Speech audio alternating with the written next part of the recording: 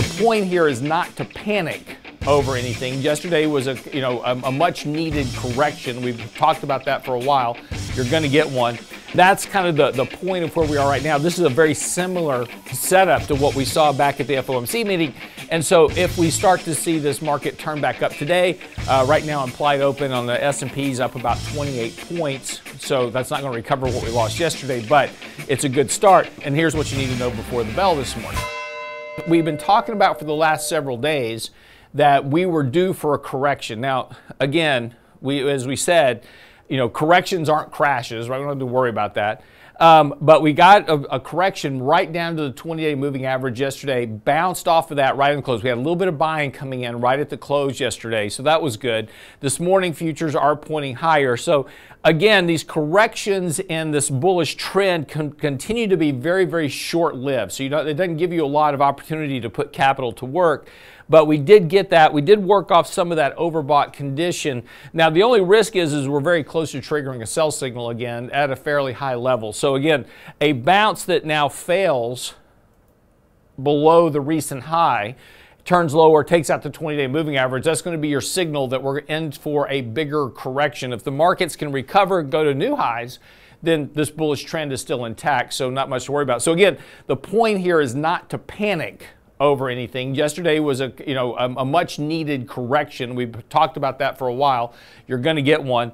Corrections tend to be very short-lived. This is very similar to what we saw back in early, kind of late January. We had that very same similar kind of drop in the markets following the FOMC meeting, and then next day rallied right back up and took off again. So again, that's kind of the point of where we are right now. This is a very similar setup to what we saw back at the FOMC meeting.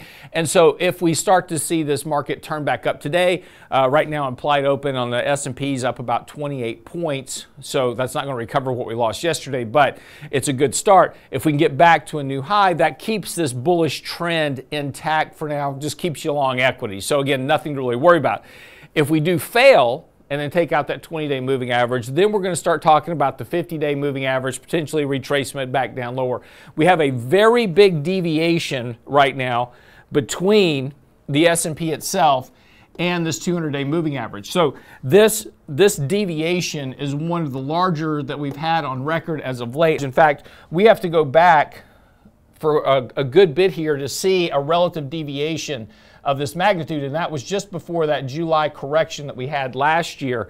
So again, these deviations from the 200-day moving average, they can exist, but the problem is when you have such a big deviation from these longer-term moving averages, you're going to get a correction at some point. And that's what I'm saying is that later this year, we're likely going to see a correction that is somewhere between 5 and 10%, somewhere along the way. And that'll be that reversal. Now, that's not likely going to be today or tomorrow or next week, but again, that is coming. As long as we can maintain this bullish trajectory, that's fine. But we are very long in the tooth on this trend, and the internal breadth of the market, the number of stocks above their 10, their 20, their 50, their 100, 200-day moving averages are continuing to decline. So we have this negative divergence between stocks participating in this rally and the actual market itself. And those typically tend to be unsustainable and typically lead to bigger corrections. So again, while we're still in this bullish trend, everything is fine, but we are at a point that we are going to get a bigger correction at some point over the next few months. So just something to think about. That's what you need to know before the bell this morning.